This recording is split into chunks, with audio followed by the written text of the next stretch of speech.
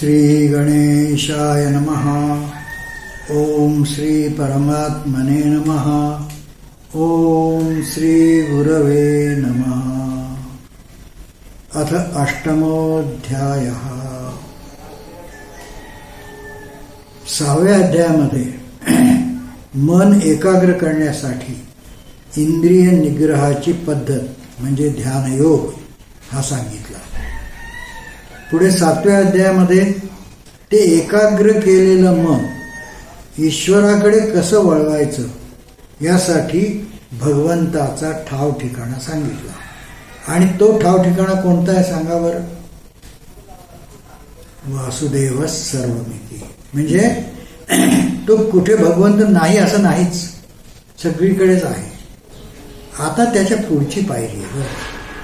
ती पुढची पायरी काय आहे की जे चित्त तुम्ही ईश्वराकडे वळवलेलं आहे ते तुमचं चित्त तुमच्या या देहांतापर्यंत तिथेच म्हणजे त्या भगवंताच्याच कडे ईश्वराकडे कायम करता कसं येईल हे पाहायचं. आणि त्याच्यासाठी 8वा अध्याय सांगताय. आपल्याला मी पुन्हा पुन्हा सांगत असतो की हे सर्व अध्याय एका सूत्रामध्ये ओवलेले आहेत. एकातून दुसरा निघतो, एकाचं काम झाल्यावर दुसरं होतं. आता हा 8वा अध्याय सांगताय. पण हा 8वा अध्याय सांगण्याच्या पूर्वी काय गडबड झाली की त्या अगोदर अर्जुनाला जे नीट कळलं नाही त्याचं स्पष्टीकरण करणं आवश्यक आहे. 7व्या अध्यायाच्या शेवटी भगवंतांनी 7 गोष्टींचा उल्लेख केला. किती गोष्टींचा उल्लेख केला? 7 गोष्टींचा उल्लेख केला आणि सांगितलं की माझ्यात लीन झालेली माणसं अंतकाळी सुद्धा म्हणजे मृत्यूच्या वेळी सुद्धा ह्या 7 गोष्टींचं भान ठेवून मलाच प्राप्त होतात. ह्या गोष्टी सांगताना भगवंतांनी काय केलं? फक्त 7व्या अध्यायात तुम्हाला आता आठवत नसेल तर भगवंतांनी फक्त काय केलं की भगवंतांनी त्याच्यामध्ये नवीन शब्द वापरले. बरं का? म्हणजे 7व्या अध्यायामध्ये शेवट करताना भगवंत म्हणाले की जरामरण मोक्षाय मामाश्रित्य यतन्ति ते ब्रह्म तद विदुः कृत्स्नम अध्यात्मम कर्मम चाखिलम साधिभूताधिदैवम माम साधी यज्ञांचे ये विदुः. म्हणजे आता कुठले शब्द आले इथे की ब्रह्म, अध्यात्म, कर्म, साधीभूत म्हणजे भूत, आदिदैव, साधी यज्ञ असे सगळे शब्द आले. हे शब्द आल्याबरोबर अर्जुन गडबडला. काय शब्द आहेत ते? म्हणून मग अर्जुनाने त्या शब्दांचा अर्थ भगवंताला विचारलेला आहे. या 8व्या अध्यायाची सुरुवातीचे पहिले 1 आणि दुसरा श्लोक 2 श्लोकामध्ये अर्जुन विचारतोय. अर्जुन म्हणतो अर्जुन उवाच किम तद्ब्रह्म किम अध्यात्मम किम कर्म पुरुषोत्तम अधिभूतंच किम प्रोक्तम अधिदैवम किम उच्यते अधियज्ञः कथम कोत्र देहेऽस्मिन् मधुसूदन प्रयाणकाले च कथम ज्ञेयोऽसि नियतात्मभिः. म्हणजे हे पुरुषोत्तमा, ते ब्रह्म म्हणजे काय, अध्यात्म काय आहे, कर्म काय आहे, अधिभूत म्हणजे काय, अधिदैव म्हणजे काय, अधियज्ञ कोण, तो ह्या देहात कसा आहे. आणि 7वा प्रश्न असा विचारलाय की योग्याला अंतकाळी तुमचं ज्ञान कसं लक्षात राहतं. एक छोटीशी गोष्ट. एक भोळसट तरुण, ज्यावेळेला आपण एखादा दृष्टांत देत असतो त्यावेळेला तो दृष्टांत फक्त दृष्टांतापुरता बघायचा असतो. म्हणजे त्यातला दृष्टांत लक्षात घ्यायचा असतो. व्यवहाराच्या दृष्टीने त्याच्यामध्ये काही संशय घ्यायची जरूर नाही. तर आता ही कथा त्या दृष्टीने आहे की एक भोळसट तरुण दूर डोंगरात दुर्मिळ जडीबुटी तोडून आणत असे. भोळा होता विचारा. आणि तो शहरामधल्या व्यापाऱ्यांना देत असे, काही थोडेफार पैसे घेऊन. तेव्हा एका शहरातल्या व्यापाऱ्याने त्याला काय सांगितलं की आपण दोघं जण भागीदारीत धंदा करूया. तू जडीबुटी आणत जा आणि मी ती इथे विकत जाईन. जो काही फायदा होईल तो आपण दोघं वाटून घेऊ. त्याच्यामध्ये व्यापारी काय म्हणाला, मी तुला रुपयात 8 आणे हिस्सा देईन. आता हा तरुण अडाणी होता. त्यांनी हे ऐकल्यावर तो म्हणाला की नुसत्या 8 आण्यावर माझं कसं भागेल, जास्त हवा मला. म्हणाले बरं असं करू, तुला मी 50% हिस्सा देईन बस. तरी तरुणाची समजूत पटेना. शेवटी व्यापारी म्हणाला मग असं करूया का, वर्षातलं 6 महिन्याचं उत्पन्न तुझं, 6 महिन्याचं उत्पन्न माझं. तेव्हा तो सौदा पटला. म्हणजे आता काय झालं की 3 प्रकाराने त्या व्यापाऱ्याने एकच गोष्ट सांगितली. शेवटी जे त्या व्यापाऱ्याला पाहिजे रुपयात 8 आणे, 50% आणि वर्षातल्या 6 महिन्याचं उत्पन्न, हे सगळ्यात 3 वेगवेगळ्या पद्धतीने विचारलेल्या त्या सगळ्याचा अर्थ एकच. सांगायचा हेतू काय की हे अर्जुनाची ही परिस्थिती झालेली आहे. ह्या प्रकाराने श्रीकृष्णाने आत्तापर्यंत जे प्रतिपादन केलं तेच प्रतिपादन श्रीकृष्णाने थोडक्यात शब्द बदलून सांगितलं. त्याबरोबर अर्जुन गडबडला. अर्जुनाच्या या प्रश्नावर ज्ञानदेवांनी एक टिप्पणी केलेली आहे बरं का. ते म्हणतात तव ये शब्द कुपिके तळी, तव ये शब्द कुपिके तळी, म्हणजे ही जी शब्दांची कुपी आहे, भगवंत जे सांगतायत ती शब्दांची कुपी आहे. तर या शब्दांच्या कुपीच्या खालच्या बाजूला नोडवेची अवधानाची अंजुळी, जे नावे का अर्जुन तये वेळी मागाची होता. म्हणजे झालं असं म्हणाले की अर्जुनाची अवधानाची जी ओंजळ होती की ज्याच्यामध्ये भगवंत जे सांगत होते तो त्या ओंजळीत गोळा करत होता. म्हणाले ती अवधानाची अंजुळी थोडी मागे राहिली.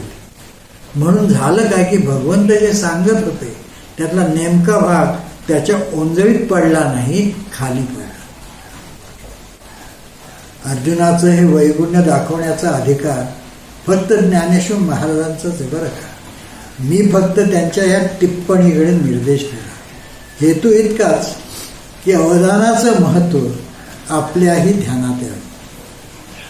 प्रस्तावनेच्या वेळेला मी असं सांगितलं की हे अध्याय एका साखळीत गुंतलेले आहे. विज्ञानासहित ज्ञान भगवंत करीत असताना अर्जुनाच्या प्रश्नाने तो विषय बाजूला पडला. म्हणजे आपण 7व्या अध्यायामध्ये विज्ञानासहित ज्ञान बघत आहोत. तेव्हा ते बघत असताना तो विषय बाजूला पडला. कारण काय की अर्जुनाचा हा प्रश्न. पण एक लक्षात ठेवायचं की आपलं जे पहिल्यापासून या गीतेमध्ये चालू असलेलं सूत्र आहे त्या सूत्रामध्ये मात्र काही व्यत्यय आलेला नाही. 6व्या अध्यायात इंद्रिय निग्रह करून जे चित्त एकाग्र केलं ते भगवंताकडे वळवण्याला सांगितलं. त्यासाठी 7व्या अध्यायात भगवंताचा ठाव ठिकाण सांगितला. आणि आता या 8व्या अध्यायात ते भगवंता सन्मुख केलेलं मन तिथेच कसं अढळ करायचं हे सांगणार आहेत. कारण अर्जुनाच्या 7व्या प्रश्नाचं उत्तर ते आहे. आपण सुरुवात शेवटच्या प्रश्नापासून करतो. काय प्रश्न आहे शेवटचा अर्जुनाचा की ते विचारतात की ते जे मन आहे ते तिथेच कसं आढळ ठेवायचं हे सांगणार आहे. भगवान म्हणतात, आता भगवान सुरू करतात हा. भगवान उवाच अक्षरम ब्रह्म परमम, म्हणजे ब्रह्म हे परम अक्षर आहे. अक्षरम ब्रह्म परमम स्वभावोध्यात्म उच्यते. आणि अध्यात्म अर्जुनाने विचारलं अध्यात्म म्हणजे काय, तर म्हणाले पराप्रकृतीला अध्यात्म म्हणतात. भूतभावोद्भव करो निसर्ग कर्म संज्ञितः, म्हणजे प्राण्यांची सत्ता प्रकट करणारा विसर्ग म्हणजे या सगळ्या सृष्टीमध्ये जो चालत असलेला व्यापार आहे ते कर्म होय. म्हणजे आता इथे 3 शब्दांचे अर्थ भगवंतांनी ह्या श्लोकामध्ये सांगितले. कुठले? पहिलं ब्रह्म, परम अक्षर ब्रह्म आहे. दुसरं अध्यात्म, म्हणजे प्रकृतीला अध्यात्म म्हणतात, पराप्रकृतीला अध्यात्म म्हणतात. आणि हा सगळा जो सृष्टी व्यापार आहे तो कर्म होय.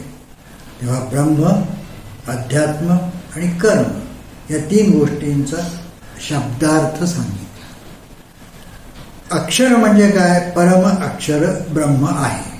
अक्षर म्हणजे काय? तर जे झिजत नाही, जे उणावत नाही ते अक्षर. आणि त्या अक्षरातही परम म्हणजे काय? शेवटपर्यंत.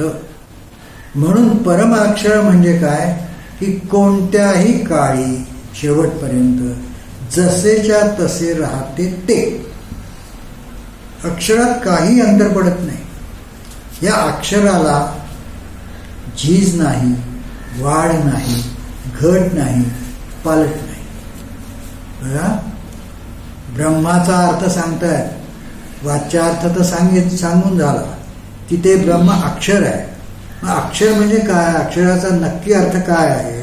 तर अक्षरात काहीही फरक पडत नाही, अंतर पडत नाही, त्याला झीज नाही, वाढ नाही, घट नाही, पालट नाही. आणि हे असं का होतं? कारण यापैकी कोणतीही गोष्ट घडायला म्हणजे बदल व्हायला त्या वस्तूने व्यापलेल्या जागे व्यतिरिक्त म्हणजे आजूबाजूला जागा असावी लागते. आपण म्हणतो गाडीत इतकी गर्दी होती की मान वळवायला सुद्धा जागा नव्हती. म्हणजे बदल करायचा असेल तर आजूबाजूला जागा हवी. पालट केव्हा होऊ शकतो? जर भोवती जागा असेल तर. आणि आपण 7व्या अध्यायापर्यंत भगवद्गीतेमध्ये काय शिकलो? की ब्रह्म नाही अशी जागाच नाही. म्हणून अक्षर म्हणजे न झिजणारं आणि त्यातही परम म्हणजे नुसतं सापेक्ष नव्हे तर सगळ्यात शेवटचं, ज्याच्या पलीकडे काही नाही असं न झिजणारं ते ब्रह्म. या अध्यायाचं नाव आहे अक्षर ब्रह्मयोग. म्हणजे ते अक्षर आणि ब्रह्म यातला एकपणा ते दाखवत आहे. आणि त्याचं कारण सरळ आहे की ब्रह्माखेरीज दुसऱ्या आजूबाजूला काहीच नाही आहे, सर्वत्र ब्रह्मच आहे. आणि अध्यात्म म्हणजे काय? तुझा जो तूपणा. आता पहिल्यांदा अक्षर ब्रह्माचं सांगून झालं, आता अध्यात्माचं सांगताय. तुझा जो तूपणा, माझा जो मीपणा ते अध्यात्म. स्थायी भाव किंवा इंग्लिशमध्ये ज्याला इनर्शिया म्हणतात ते. एखादी वस्तू जर स्थिर असेल तर स्थिर राहण्याचा तिचा स्वभाव असतो. म्हणून आपण ती म्हणतो की ती जड वस्तू आहे. ती जड वस्तू जर असेल तर ती ज्या ठिकाणी त्याच ठिकाणी राहण्याचा तिचा स्वभाव असतो. आणि जर ती चलित असेल तर चलित राहण्याचा तिचा स्वभाव असतो. पराप्रकृती म्हणजे जीवभाव. हे आपण काल पाहिलेलं आहे 7व्या अध्यायात. 2-3 प्रकारच्या खरं तर प्रकृतीचे 3 प्रकार सांगितलेले आहेत. एक अपराप्रकृती जी अष्टधा आहे, दुसरी पराप्रकृती आणि तिसरी परम प्रकृती. तेव्हा ही जी पराप्रकृती आहे, ही पराप्रकृती म्हणजे जीवभाव आणि हा आत्म्याचा स्वभाव आहे. या प्रकृतीमध्ये जी जीवभाव आहे, चेतन जो भाग आहे, ती पराप्रकृती आहे. हा आत्म्याचा स्वभाव आहे. काय स्वभाव आहे? की जीव रूपाने राहायचं. आणि जीव म्हणजे काय? तर मी. म्हणूनच व्यवहारात स्वभाव म्हणजे अध्यात्म. आधी हा उपसर्ग जेव्हा लावला जातो तेव्हा 4 ठायी अशी विभक्ती होते. म्हणून अध्यात्म म्हणजे आत्म्याच्या ठायी. एखाद्याला विचारलं शरीर म्हणजे तू आहेस का? सांगणं कठीण आहे. पण शरीर म्हणजे मी नाही. ठीक आहे, मग हृदय म्हणजे तू आहेस का? नाही. मग डोकं म्हणजे तू आहेस का? नाही. आपण म्हणतो माझं शरीर, माझं हृदय, माझं डोकं. याचा अर्थ काय? याचा अर्थ मी म्हणजे मीच. हा देहाहून वेगळा आहे. हा जो मी आहे हा या शरीराहून वेगळा आहे. ह्या मी पासून, बरं का, हा जो मी एवढा म्हणत होतो, या मी पासून पार अगदी ब्रह्म्यापर्यंत, ब्रह्म्या म्हणजे ज्यांनी ही सृष्टी निर्माण केली त्यापर्यंत सगळं एक आहे.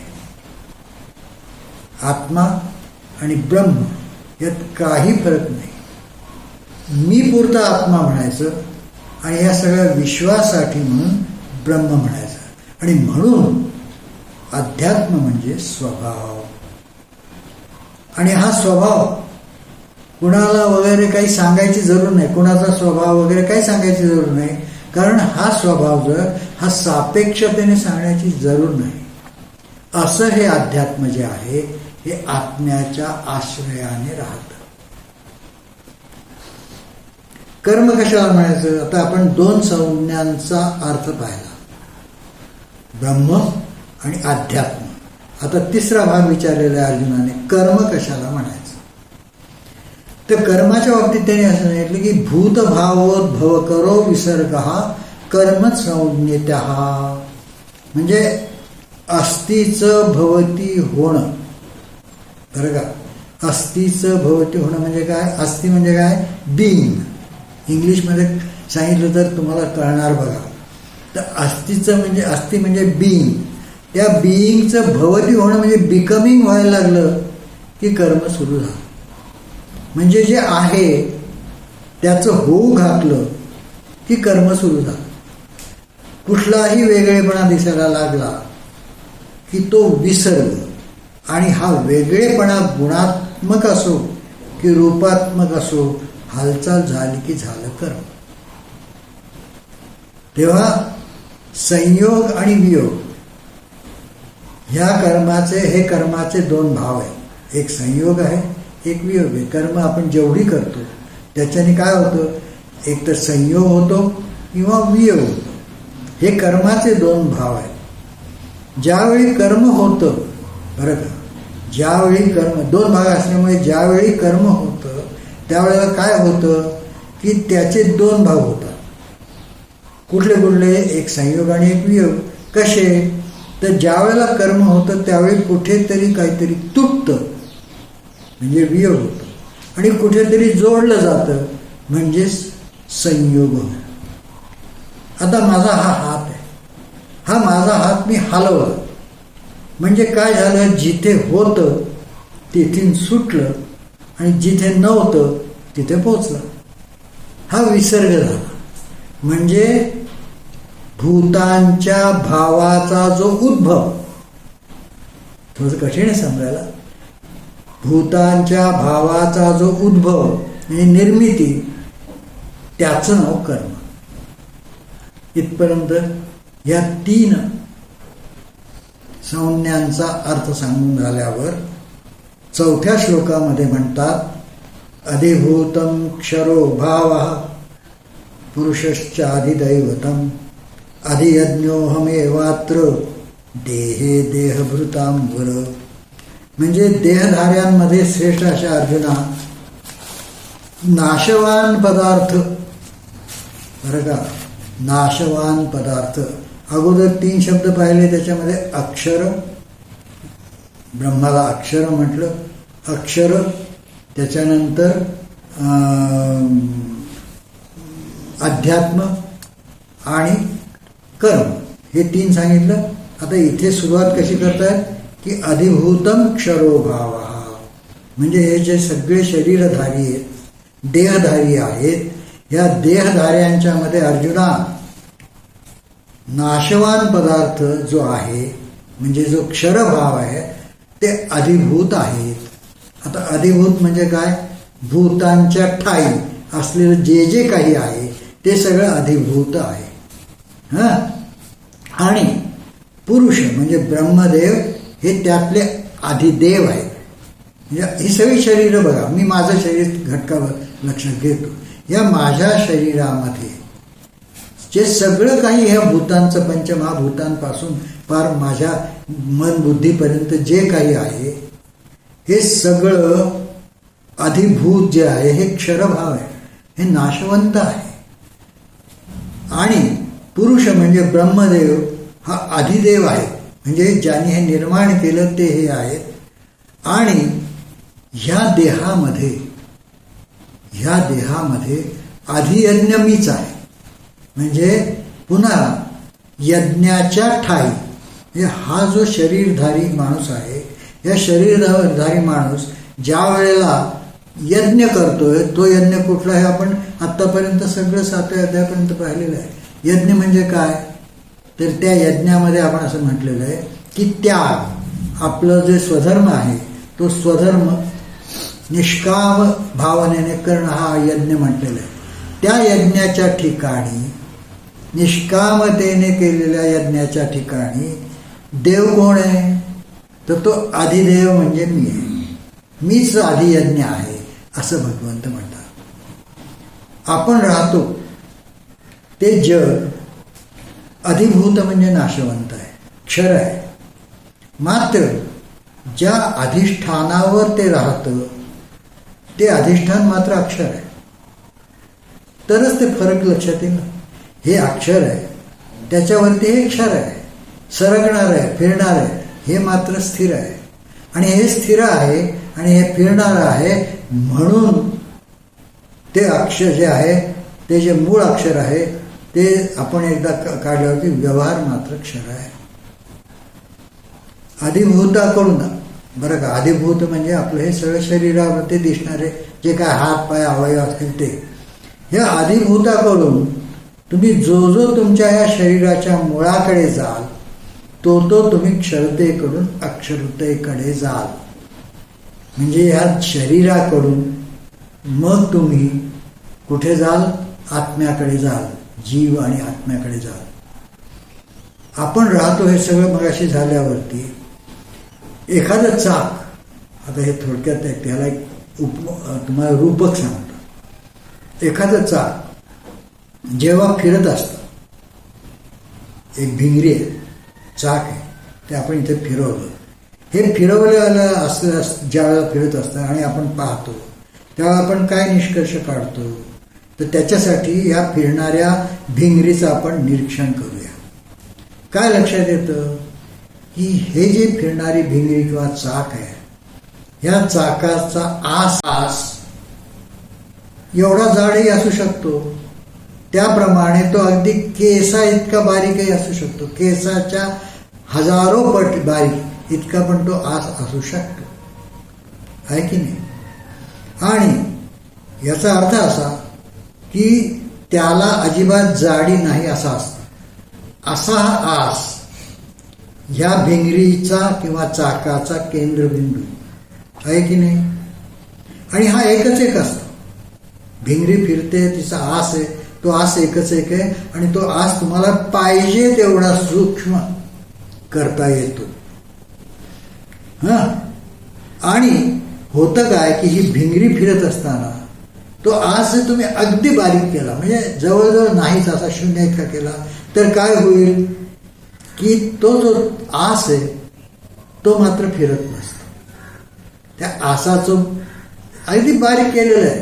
तुम्ही म्हणाल की आस फिरतो, मान्य आहे, पण तो जाड आस बघत असताना तुम्हाला फिरतो असं वाटतं.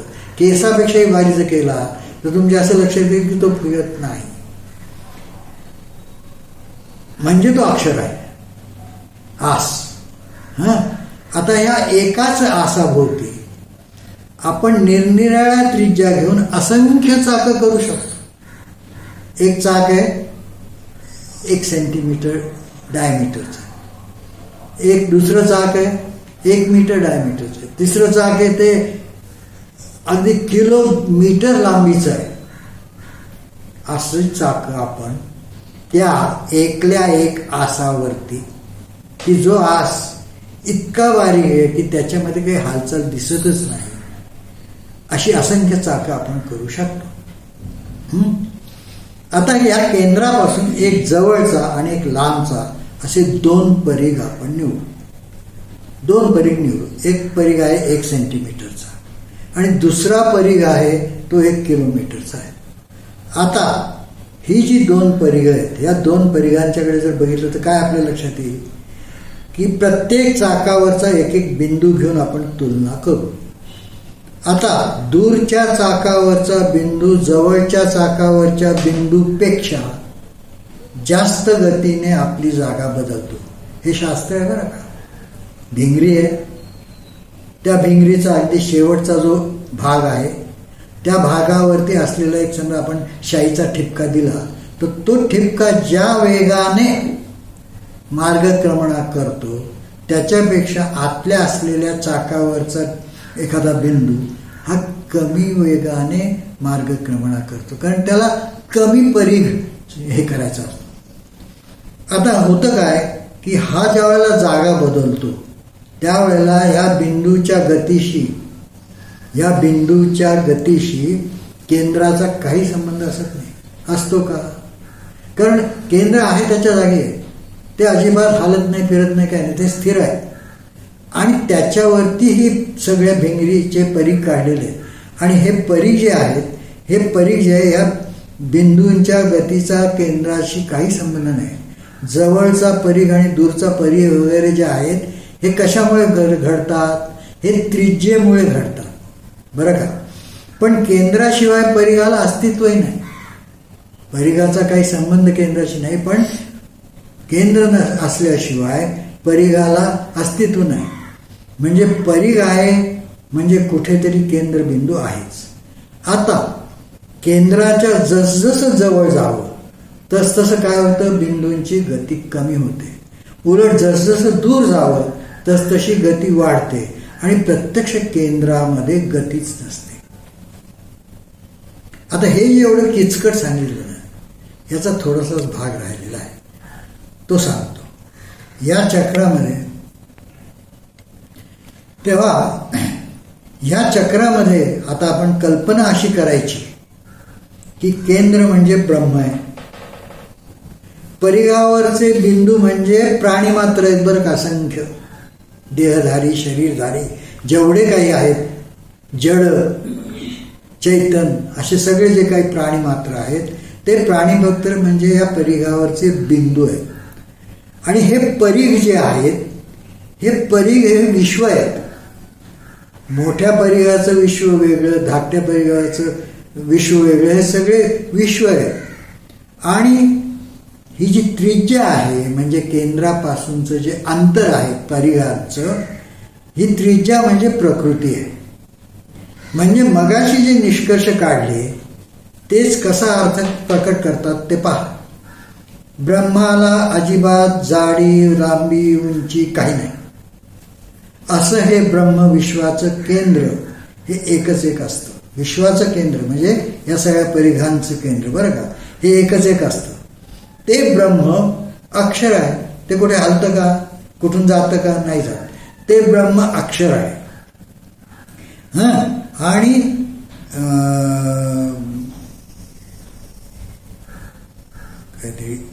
ते ब्रह्म अक्षर आहे.